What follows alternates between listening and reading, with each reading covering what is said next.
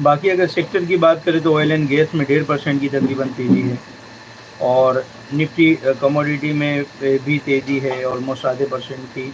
Nifty reality में 0.25% की तेज़ी है। निफ्टी फार्मा में तो फ्लैट टू नेक गिरावट है, 0.18% की।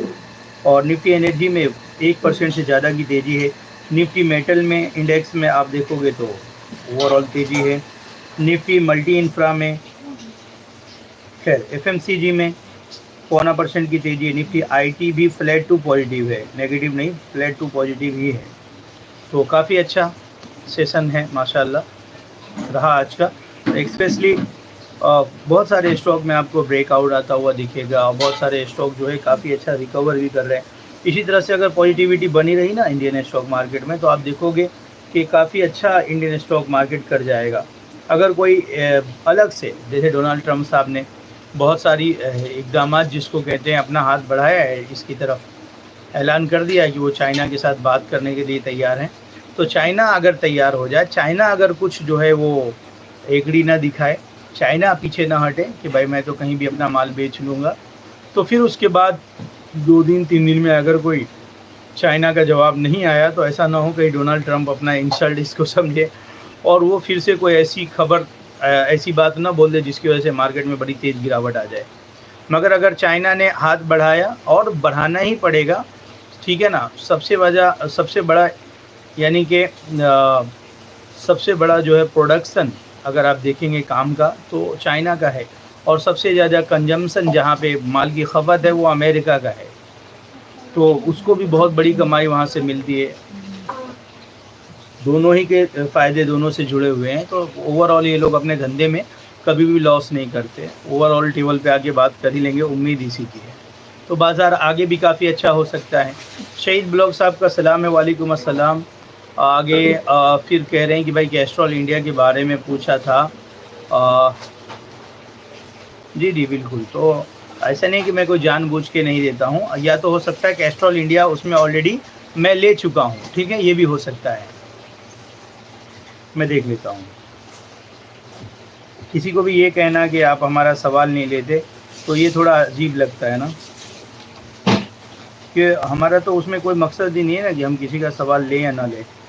हम हर हाल में ज़्यादा से ज़्यादा मेंबर, ज़्यादा से ज़्यादा सब्सक्राइबर जुड़ें, हम उनके सवालों के लिए ही अपना वक्त, कीमती वक्त निकालते हैं। हाँ, उसमें ज़ाहिर-सी बात है कि नंबर वाइज़ ही आपको आना पड़ेगा, उसका कोई रास्ता नहीं है। कैस्ट्रॉल इंडिया देखो ना, नीचे से अब रिकवर कर रहा है, और जल्द मुझे लगता है बाज़ार में रिकवरी रही तो रिकवर कर सकता है, बने रहना चाहिए। 202 का है ना आपके पास, और अभी जो प्राइस चालू है 6 तक चालू है। देखो बाज़ार में अगर रिकवरी रही ना, तो फर्स्ट टारगेट आपका यहाँ पे 225, 22-25, और उसको भी 25 को निकाला तो 250 का आपका टारगेट हो सकता है। शानदार टारगेट, तो आपको बने रहना चाहिए। बहुत अच्छी वॉल्यूम है, ठीक है, और आरएसआई भी ठीक ठाक है। इसी तरह से गैलेक्सी, इनका सलाम है, वालेकुम अस्सलाम, उनके हैंडल का नेम है वो। फिर शहीद भाई ने लाइक वगैरह का निशान दिया है अंगूठे का, बहुत शुक्रिया भाई। आप लोग शेयर भी करो, देखो ठीक है, लाइक भी करो, शेयर भी करो।